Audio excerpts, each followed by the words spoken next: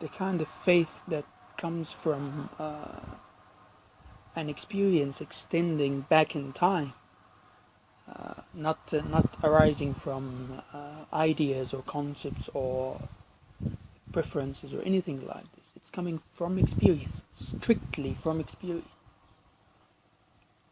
And especially the kind of experience that is extended over time, years of practice. What happens is that you discover that even without putting any effort, you reach a point where you're always making progress. There is always something happening. And by that I don't mean that your practice experience is so eventful that in every moment of it something is happening. But there are, let's say, milestones, moments of realization,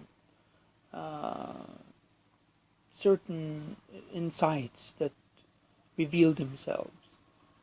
And they are about Dhamma, they are about practice, they are about the doctrine, they are about the transformation of the psyche, or rather its gradual evaporation or the transcendence of it, the conditioned psyche. Insights about that sort of thing. And that keeps happening again and again and again. Of course, in between there are these periods of time, some of which could be extended, in which hardly anything is happening. But still, there is this, like a magnet that's pulling you towards it. That even when you neglect your practice, or you fall into normal habitual behaviors or thoughts and so on, even when you stray away from the path of practice or forget about it for a while, involuntarily mostly, you return, you come back always. And that's what happens in between these points of progress. It's as if the psyche is adapting itself to this new realization.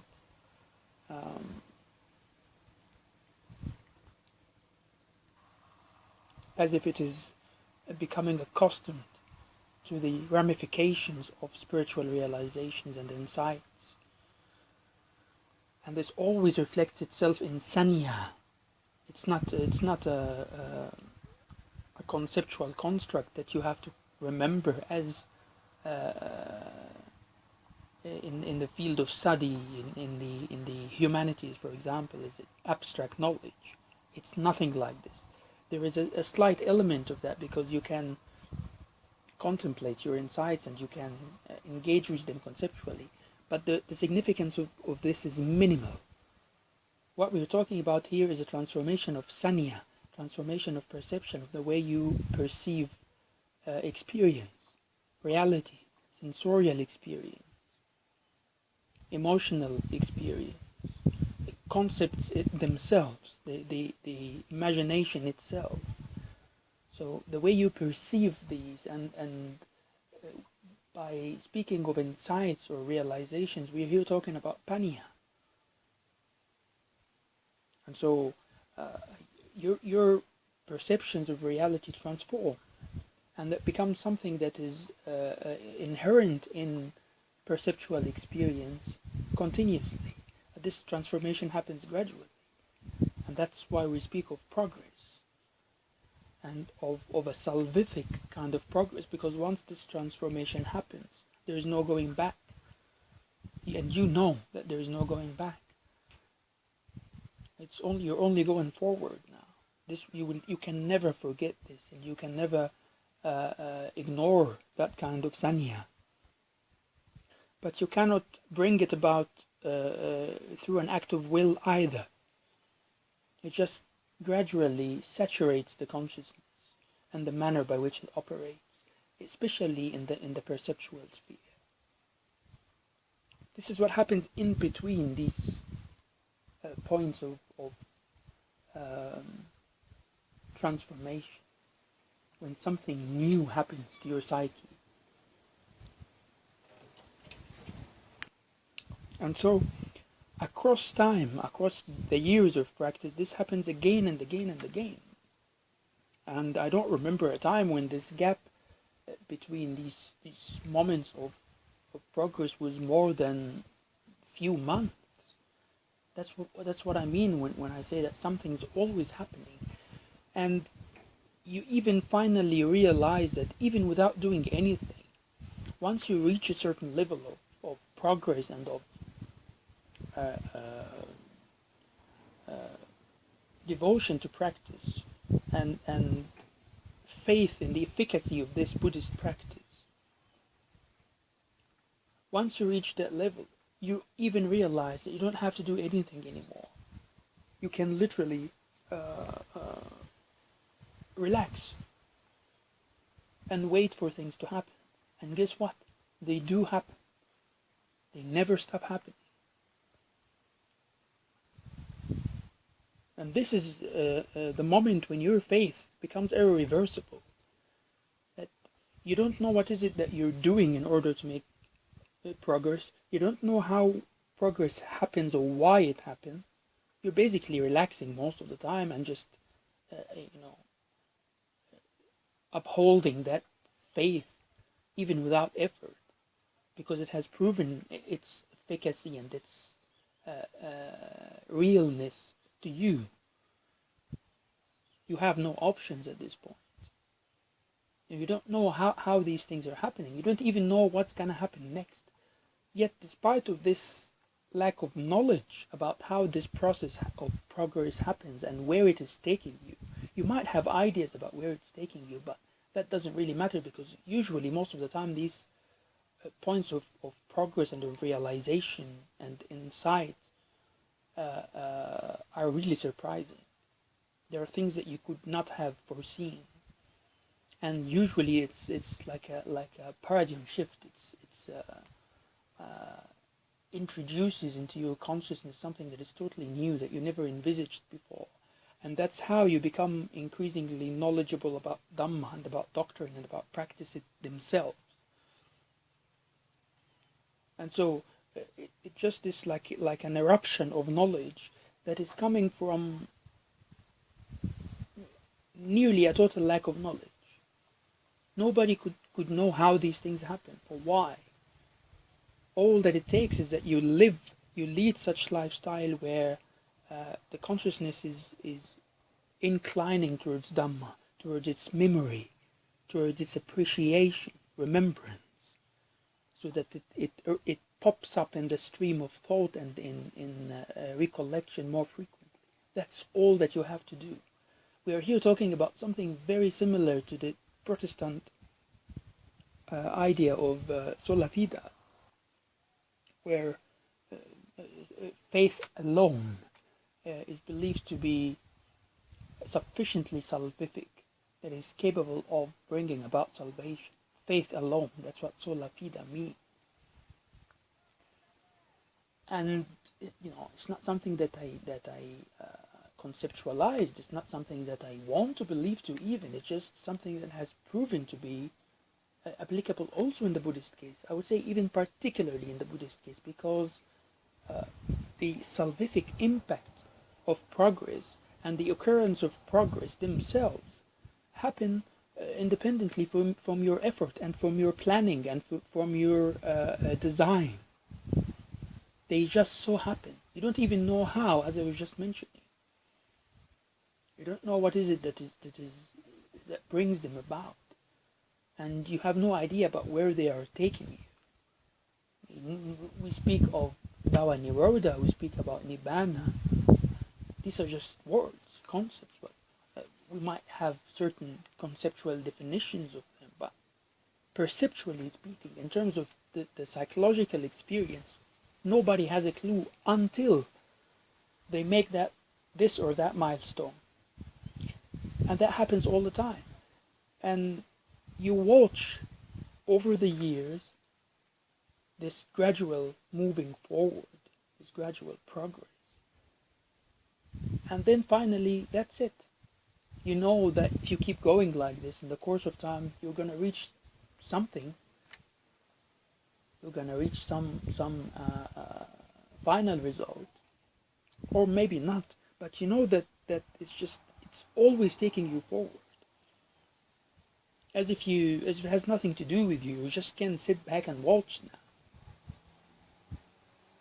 Provided that you maintain that lifestyle that conduces the consciousness to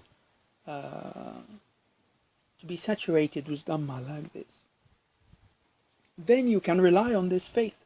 This is, I wouldn't call this faith alone, I call it absolute faith, irreversible faith. You have no options at this point. And these milestones and these moments or points of significant progress, what they offer to your psyche and to your wisdom is completely transcendental. And, you know, it's beyond conception. Even though you can attempt to describe them later, you know, after the effect, you can begin to scrutinize them with language and concepts and thought and so on. And it's going to be very difficult to describe them, by the way. But their occurrence, their very occurrence and their nature is transcendental and is taking you away from everything mundane and worldly and animalistic. And you will see that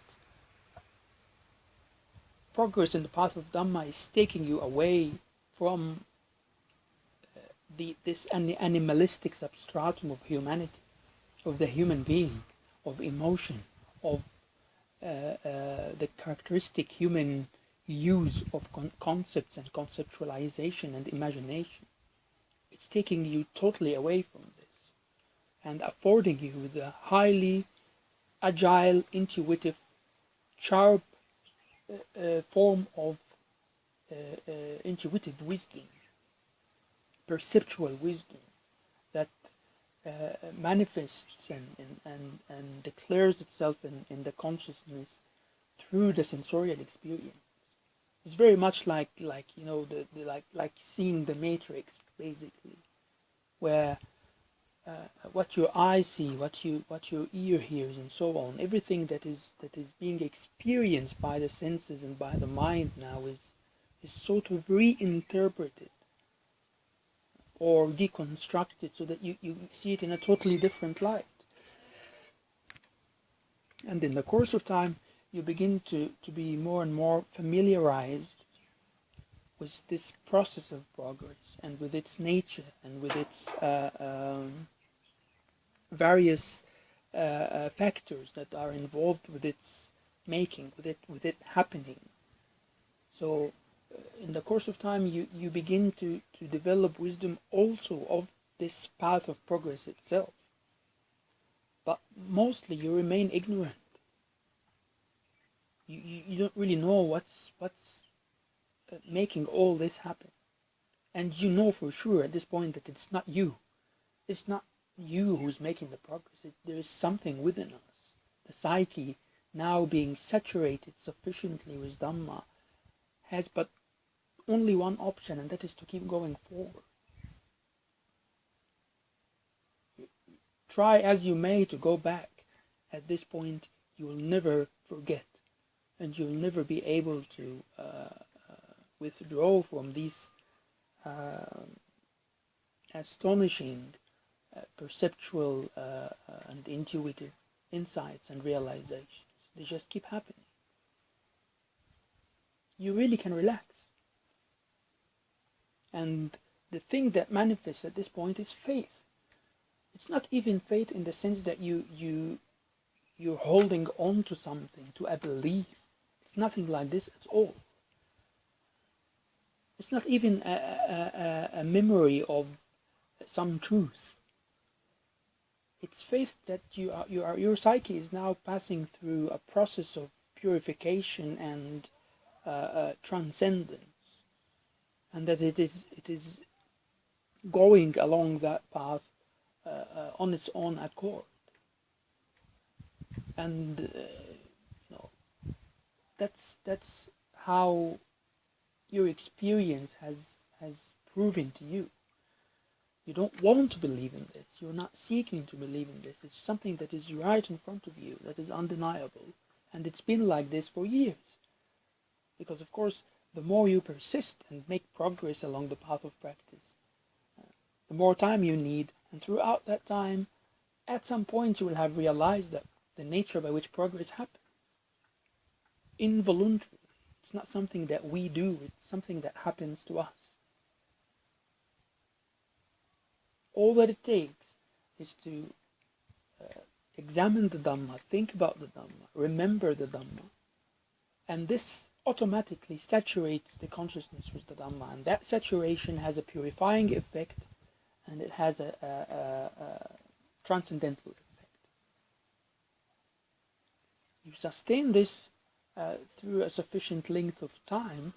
I don't know how long, I suppose it differs from one person to another, but you sustain this sort of abiding with Dhamma long enough, and then that faith will eventually arise in your innermost psyche. That's why